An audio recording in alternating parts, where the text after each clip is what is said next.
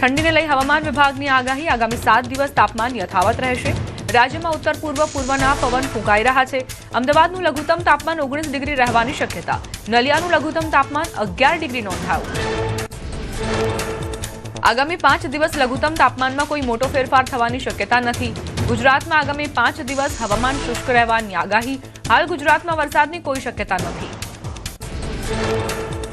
26 November બાદ લઘુત્તમ તાપમાન 16 ડિગ્રી આસપાસ રહેવાની શક્યતા। મહત્તમ તાપમાન 30 ડિગ્રી સેલ્સિયસ રહેવાની શક્યતા। સવારે ભારે ઠંડીનો અહેસાસ થશે અને બપોરે ગરમીનો અનુભવ થશે। ડિસેમ્બર મહિનામાં વાતાવરણમાં આવશે પલટો। ગુજરાતમાં 15 થી 17 ડિસેમ્બરે માવઠાની શક્યતા।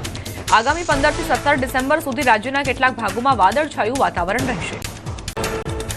મેઘરજમાં ખાતર મામલે ખેડૂતોએ કર્યો હોબાળો। સંઘના ગોડાઉનમાં રજાનું બોર્ડ મારતા ખેડૂતોમાં રોષ। વિફરેલા ખેડૂતોએ ગોડાઉનનું તાળું તોડી અંદર ઘૂસ્યા। ખાતરની અછતના દાવા વચ્ચે ગોડાઉનમાં મળ્યું ખાતર। મેઘરજમાં ખાતર હોવા છતાં પૂરતું ખાતર ન આપતા હોવાનો દાવો। ખાતર બ્લેકમાં વેચતા હોવાનો ખેડૂતોનો આક્ષેપ। વહેલી સવારથી કતારમાં ઉભેલા ખેડૂતોમાં આક્રોશ। હિંમતનગરમાં કોંગ્રેસની જન આક્રોશ યાત્રાનો વિરોધ કરાયો। પોલીસ પરિવારોએ મેવાણીના નિવેદનનો કર્યો વિરોધ। જન આક્રોશ યાત્રાને રોકીને બેનર અને સૂત્રોચ્ચાર સાથે કરાયો વિરોધ।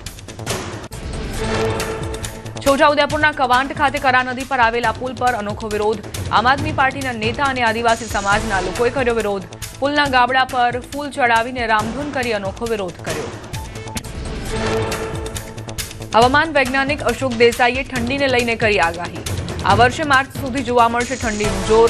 લા નીનોની અસરના કારણે પડી રહી છે ઠંડી। બંગાળની ખાડી અને અરબી સમુદ્રમાં સિસ્ટમ ઉપર આવશે તો હવામાનમાં ફેરફારની શક્યતા।